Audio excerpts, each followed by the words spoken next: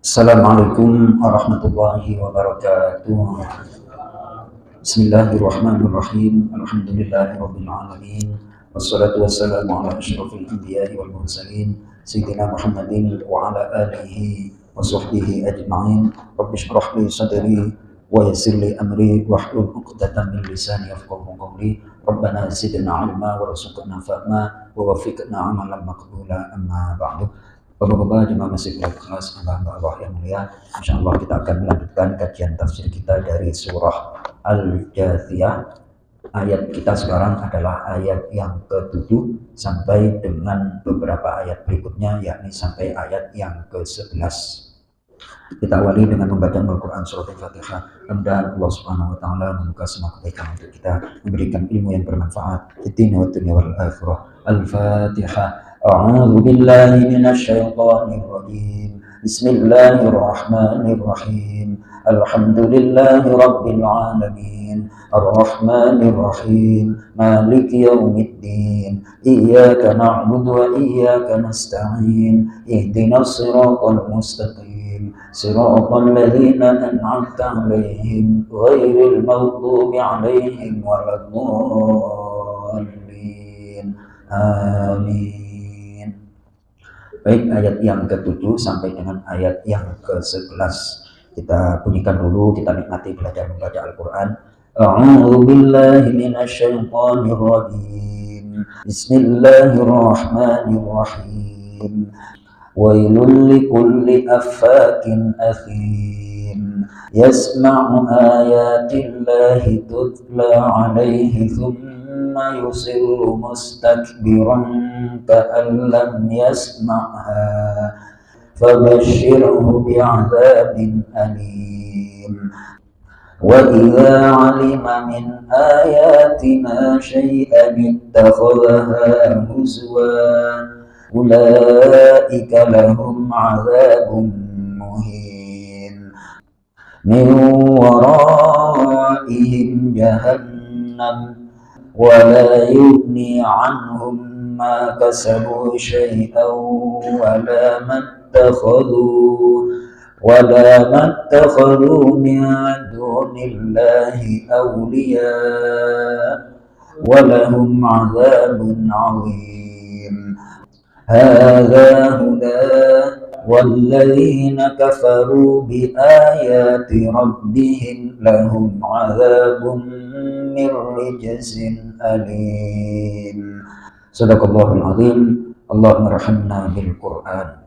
Baik, ayat yang ke-7 sampai ke-11 ini merupakan ancaman bagi orang-orang yang tidak memperhatikan ayat-ayat Allah. Kemarin sudah kita kaji bersama bahwa ayat Allah itu yang tertulis namanya Al-Quran, yang tidak tertulis namanya ayat kauniyah. Ayat apa maksudnya? Kauniyah.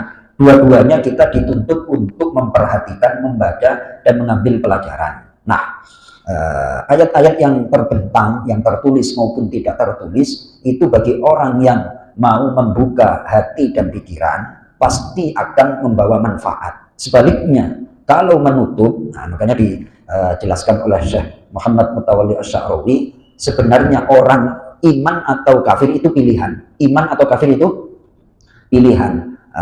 Orang kalau hatinya tidak ada penolakan, pasti iman itu hidayah akan masuk. Bukan hidayah nggak nyampe, akan tetapi hatinya ingkar, penolakan.